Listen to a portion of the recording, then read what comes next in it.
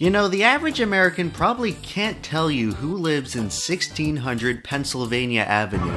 Hello, Mr. Donald Trump. I am here to inform you that I am placing you under citizen's arrest. What are you, morons? But what they probably can tell you is who lives in a pineapple under the sea. Spongebob Squarepants is the most popular cartoon of my generation, and nothing else really even comes close.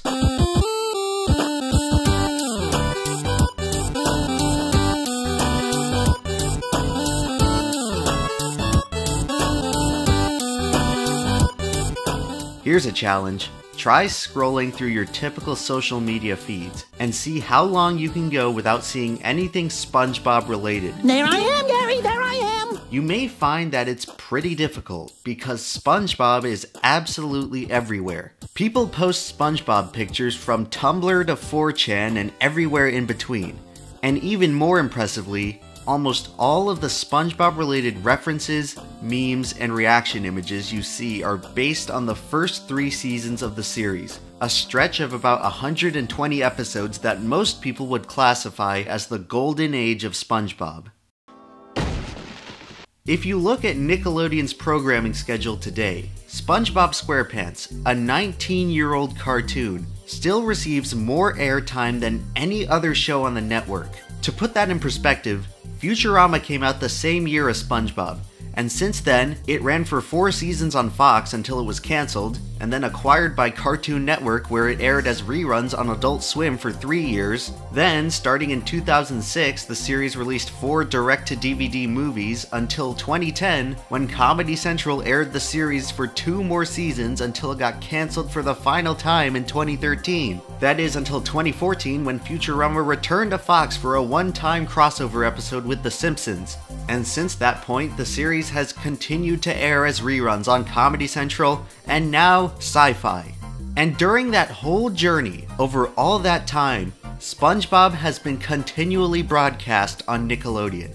If you compare SpongeBob to other children's cartoons released during the same time, nothing even comes close to its longevity. Rocket Power came out the same year as SpongeBob on Nickelodeon, and it aged about as well as Polio. Even historically good cartoons from around the same time as SpongeBob like Powerpuff Girls, Ed, Edd n Eddy, Jimmy Neutron, all these cartoons were off the air by 2010, but not SpongeBob. And it should be no surprise why Nickelodeon still airs SpongeBob as much as they do. Since SpongeBob premiered in 1999, the show has generated over $13 billion in revenue from merchandising alone. And considering Viacom, Nickelodeon's parent company, earns about $13 billion of revenue per year, you could infer that SpongeBob alone has accounted for at least 5% of Viacom's total revenue since 1999. Keep in mind, that's not just 5% of Nickelodeon's revenue. That's 5% of the total revenue from every media property Viacom owns. So you're damn right they're gonna keep airing SpongeBob for as long as they're in business.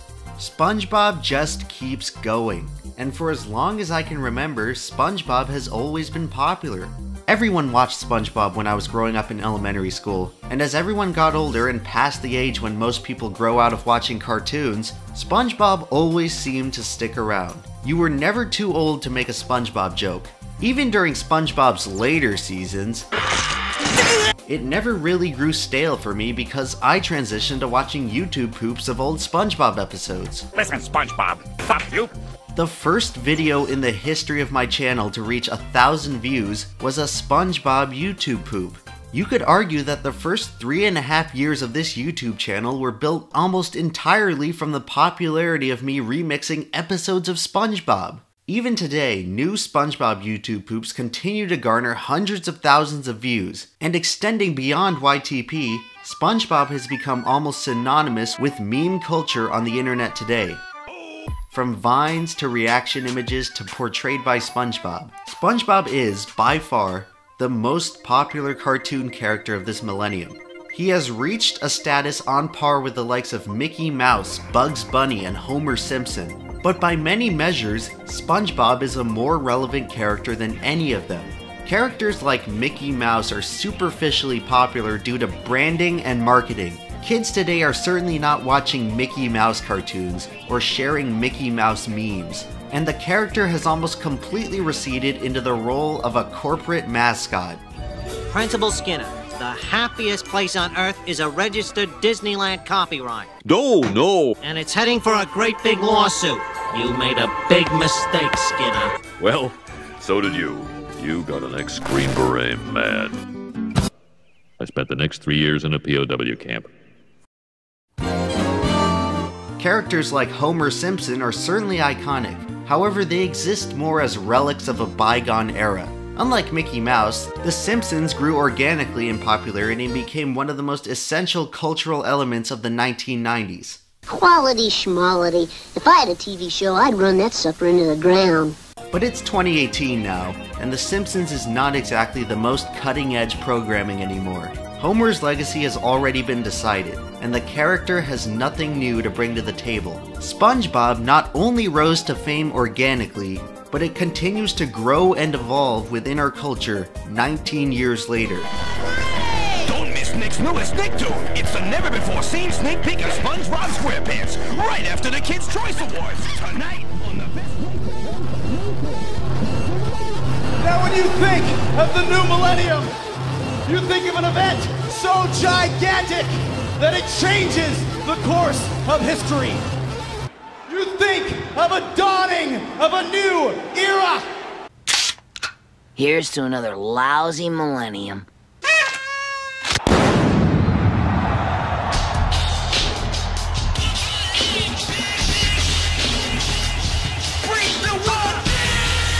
Downward spiral. The term millennial gets thrown around a lot these days, and I don't really buy it. I think it's just a slippery blanket term invented by 40-year-old marketing people to describe young people who know how to use the internet. We're the first generation to have access to unlimited information. We don't fall for the same marketing tricks that corporations used on our parents, and companies can never figure out what we like because we don't know what we like. Actually, that's not exactly true. We know one thing we like, and that's SpongeBob. SpongeBob has somehow managed to become the most quintessential entertainment property among young people. This one show was able to crack the code of the most complex generation in history. In the entertainment industry, companies have invested millions in trying to come up with a character like SpongeBob. Every media company wants a SpongeBob, a character that becomes so popular that it practically prints money for the network. And ironically, SpongeBob wasn't created by a corporate think tank. He wasn't created by a fleet of overpaid marketing, public relations, and diversity specialists. The most popular children's cartoon of the 21st century was created by a marine biologist. I actually, for a while, studied marine science before animation. So when I started to think, well, if I were to do an animal show, what would I do? Not one about bunnies or dogs and cats. It would be about these sea animals that I really like, and somehow all that information sort of collided into one thing, SpongeBob.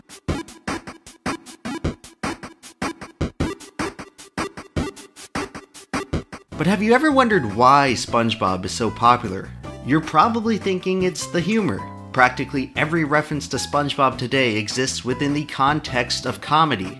I mean, SpongeBob has so many funny scenes that you could probably quote word for word. The style of comedy is just so random and zany and unexpected.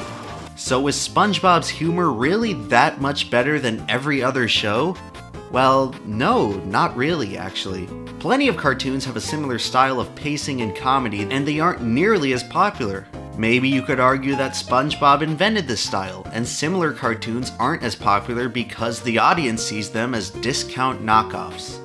But even if that were true, the difference in popularity between something like The Simpsons and Family Guy is far less than the difference between SpongeBob and a show like Chowder. Something else is definitely going on here. So what exactly makes SpongeBob stick out so much from other cartoons? What makes SpongeBob so memorable? What makes SpongeBob click? Well, to find out, I decided to watch some old episodes. I couldn't quite figure it out until I saw this one scene from one episode. Then, suddenly, it all made sense. But before I get into what I discovered, let me first preface it with a simple question.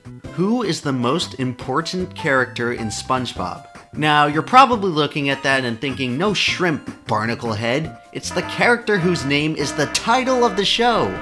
And yes, obviously SpongeBob is the face of SpongeBob, but is he really the most important character? Sure, he's an energetic and optimistic protagonist, but then again, so were a dozen other cartoon characters from the 2000s.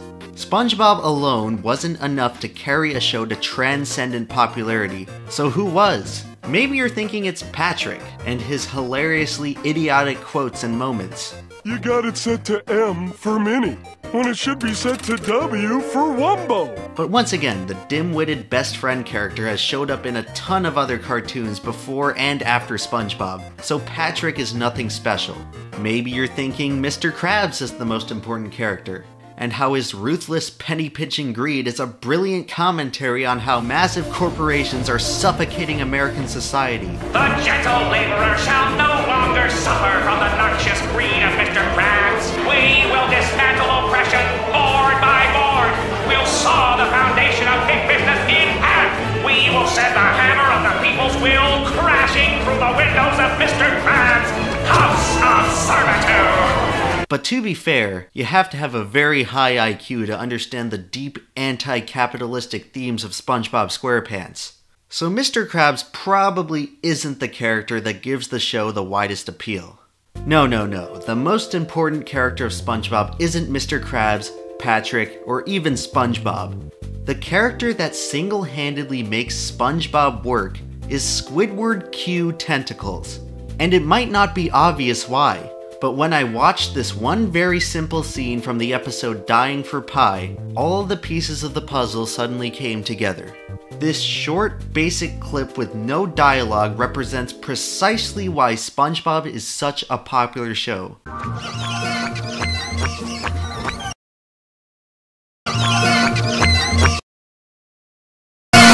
When I watched this scene as a kid, I was SpongeBob. But when I watch this scene today, I'm Squidward. You see, for kids that grew up watching SpongeBob, this show acts as a link, a connection, a time warp between our past and present selves. When we were kids, we all acted like SpongeBob. We were joyful, naive, enthusiastic, optimistic. Everything we did seemed like a new, fun adventure. Then, somewhere along the way, almost everyone turns into Squidward. Bland, cynical, pessimistic, trapped in the monotonous, never-ending routine of adult life. In case you've forgotten, here's how things work. I order the food, you cook the food, then the customer gets the food. We do that for 40 years, and then we die. Get back to work, Mr. Squidward.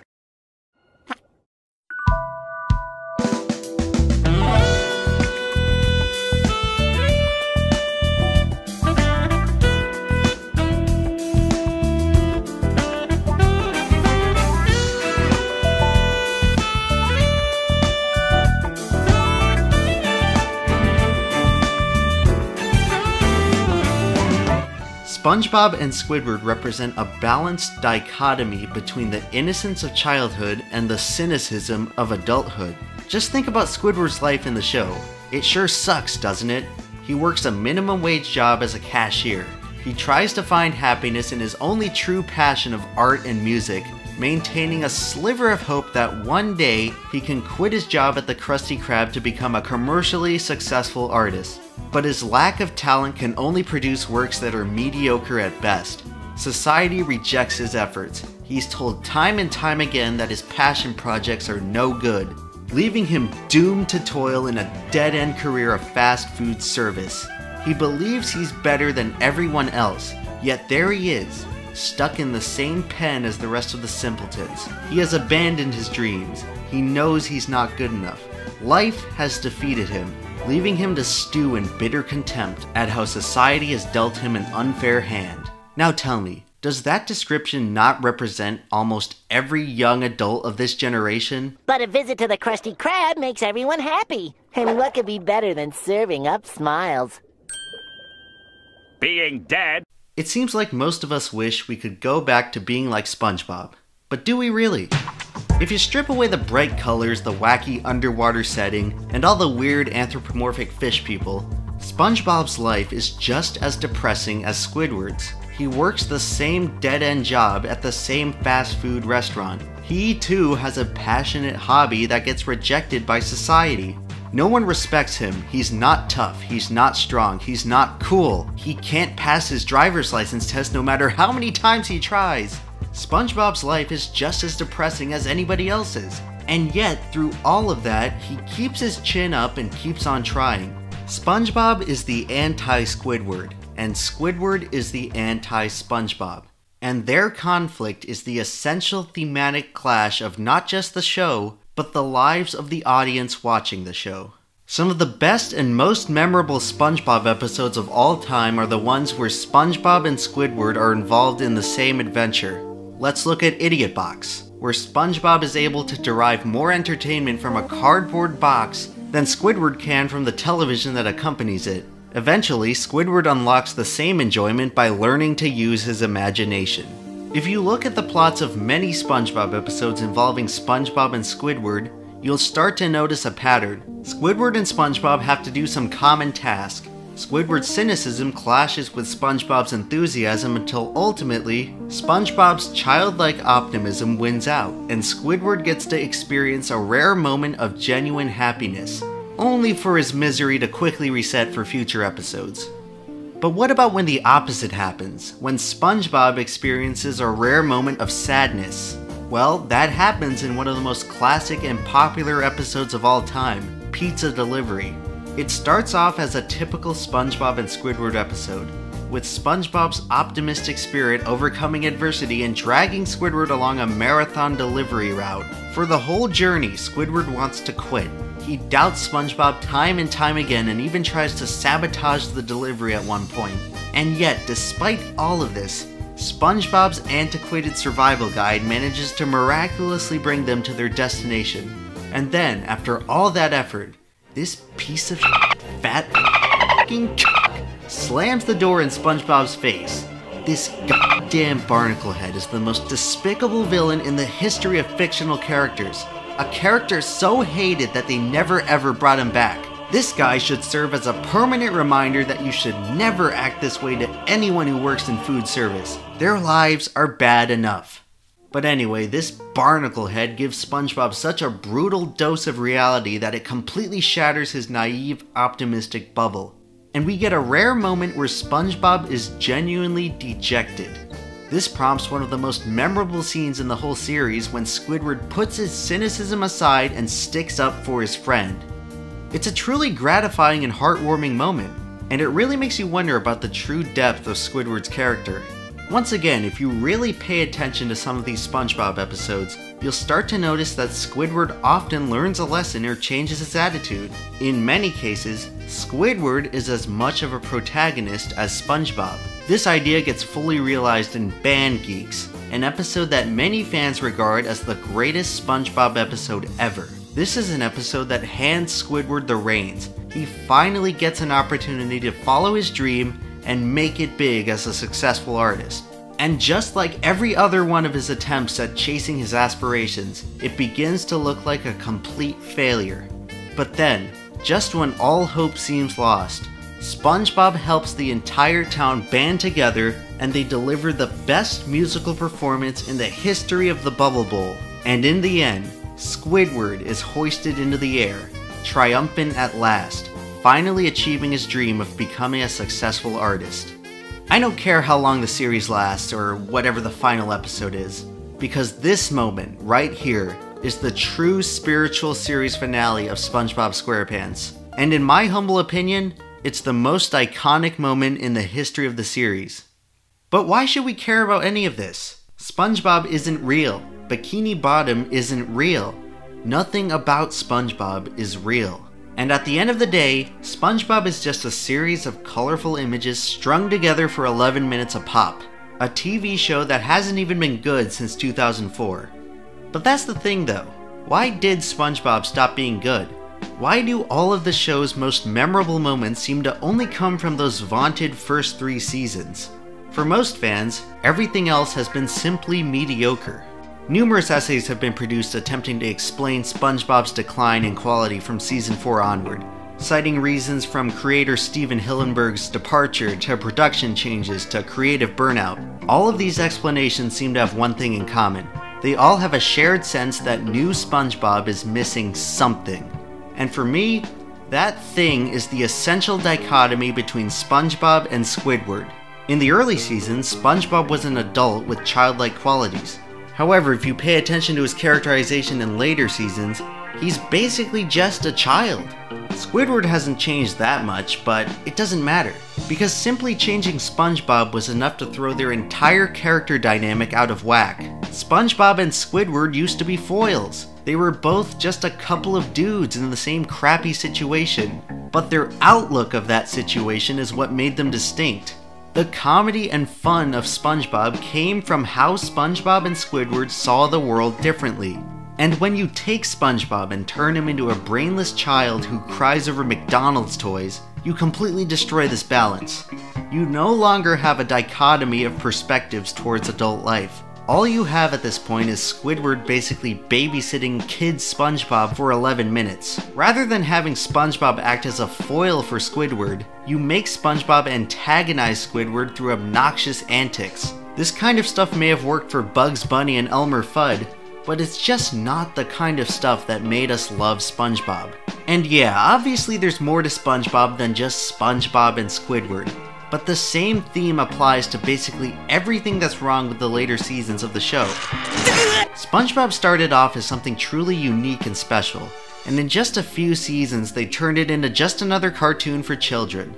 The reason SpongeBob became mediocre was because they removed the spirit of what connected the show to adults. And sure, the later seasons of SpongeBob aren't that good, but you shouldn't let that detract from what the show managed to accomplish during those first magical 120 episodes.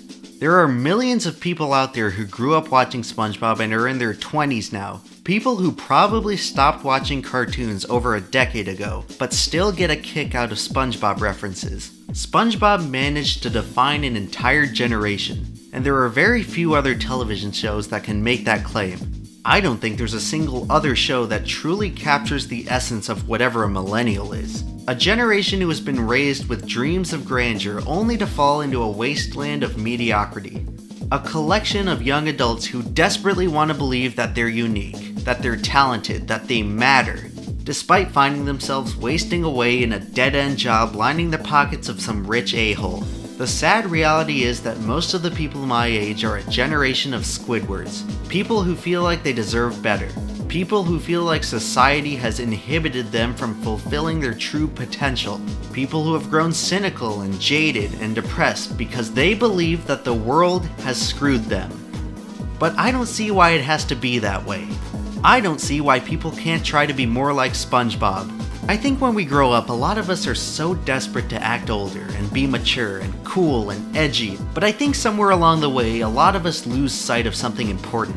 We are all born with an inherent sense of childlike wonder. When we're kids, everything is just so much more interesting. We're naturally curious, we're eager to discover the world and interact with it. We have hyperactive imaginations. We draw pictures, we write stories, we create things that have intrinsic value to us because we take satisfaction in creating them. And eventually, there comes a time when we just stop. The world stops being fun. We stop exploring, we stop imagining. Everything becomes dull and repetitive and uninspired. But why do we do this to ourselves? We suddenly jettison our capacity for creativity and imagination, and for what? To fit in better with other sad, boring adults? I bet that everybody watching this can remember a moment in their lives when someone has told you to grow up and made you feel ashamed for acting even the least bit childish. It's all too common for our society to stigmatize people who demonstrate signs of immaturity. But as far as I'm concerned, as long as you're a good person and you pull your own weight, what difference does it make if you occasionally act like a kid? Being an adult blows. You have taxes, insurance, rent payments, lawn care, litigation, hair loss, weight gain, erectile dysfunction, and on top of all of that, you're expected to be boring too. So excuse me if I'm unwilling to abandon my childlike sense of wonderment in exchange for those fantastic perks. You shouldn't have to buy into this nebulous perceived notion of maturity. As a matter of fact, most people don't buy into it if they're being honest with themselves. When you look at the comments of any YouTube video about something more than 5 years old, you'll see people nostalgically fawning about the good old days. It turns out everyone's in a race to grow up until they finally get to be grown-ups. Then, all of a sudden, they want to be young again. Some of these people have such a strong desire to return to the past because they feel like everything has changed for the worse. When realistically, the world hasn't changed for the worse. Your outlook has. You've become a Squidward. And remember, no one wants to be a Squidward. And everyone should want to be more like SpongeBob. I don't care if you're the most jaded, cynical, edgy dude on the planet. You should still try to be like SpongeBob because SpongeBob has something that the Squidwards of the world will never have. And that's genuine happiness. I guess what I'm trying to say with all of this is that you only get to be a kid for so long. Enjoy it. And even if you think you're too old, you shouldn't let that stop yourself from enjoying the same stuff you did when you were a kid. You shouldn't worry about those people telling you to act your age, because that's just another way of telling you to be boring. So don't be boring. Go out and have some fun like a kid. Draw a picture, write a story, sing a song, watch some cartoons. And if you happen to watch one about a talking sponge who lives in a pineapple under the sea, you can stop and appreciate it, because there will never ever be another cartoon like it. It's not about winning, it's about fun.